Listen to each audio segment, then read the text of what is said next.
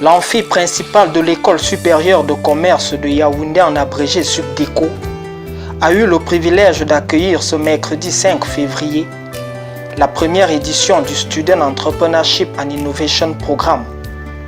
Cette initiative mise sur pied par Jérémy Ndip a pour but de permettre aux jeunes diplômés ou non de s'intéresser au monde de l'entrepreneuriat. Pour ce fait, un panel de choix de conférenciers a été choisi pour donner des outils qui permettront à ces jeunes d'atteindre leurs objectifs. Alors, notons toujours qu'une conférence a ceci de particulier, c'est d'inspirer en fait les jeunes. Pour que quand on sélectionne un certain nombre de jeunes, eh bien qu'il y ait des jeunes demain à l'intérêt de cela. D'ailleurs, ici, ce qui va se passer, c'est qu'après cette séance de sensibilisation, des jeunes seront sélectionnés, ils seront formés. Et parmi ces jeunes qui seront sélectionnés et formés, certains en fait seront accompagnés jusqu'à la création d'entreprises. Il y a des jeunes qui créent des entreprises à partir de cela. J'entends très bien que vous voulez augmenter le taux de création d'entreprises. Oui, mais encore, il faut créer des entreprises pérennes. Parce qu'il ne faut pas créer pour créer, il faut créer de la valeur et créer donc des emplois aussi. Des conseils qui ont permis aux jeunes admiratifs de mettre définitivement le pied à l'étrier en posant des questions pour ne rater aucun contour de ce qui leur était expliqué. Si vous avez un projet et que vous avez besoin de financement et que votre projet est bon, il est possible que vous vous rapprochiez des gens et que vous dites voilà, j'ai tel projet et j'ai besoin de financement.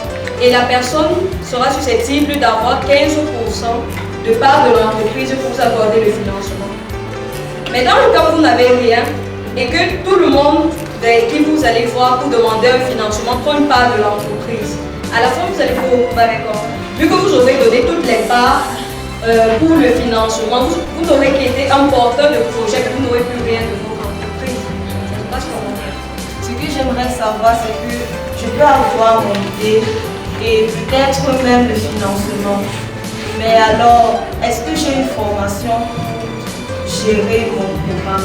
C'est un peu ça ma question. C'est dans cette mouvance que s'est inscrite l'équipe de My Business Story, ici représentée par son promoteur Stéphane Goufo. Alors, parfois, les gens qui veulent créer des entreprises, mais ils se disent, bon voilà, est-ce que pour créer une entreprise, si je n'ai pas de réseau, si je ne suis pas certain, si je ne suis pas certain, est-ce que je peux m'en sortir? À l'intérieur, dans la plateforme, vous avez des jeux, vous avez des gens qui ont commencé à partir de rien et qui viennent vous apporter leur histoire, qui sont de vous booster. Vous avez des chefs d'entreprise qui méritent certaines activités que vous pouvez contacter, discuter avec eux par rapport à votre projet. C'est donc heureux que sortiront de cet amphi les étudiants convaincus d'avoir gagné en expérience et plus engagés que jamais à atteindre leur rêve, celui d'être acteur en ce monde complexe de l'entreprise. Mon plus grand souci, c'est la satisfaction et la prise de connaissance de mes étudiants.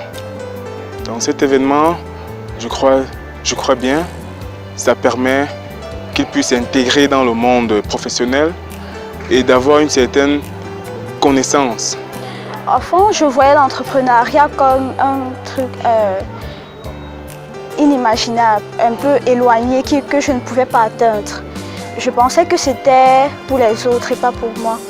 Mais quand j'ai entendu ce que j'ai entendu ici aujourd'hui, je pense que je peux, avec beaucoup de travail et beaucoup de recherche, pour mieux atteindre les objectifs que je me suis fixés concernant l'entrepreneuriat.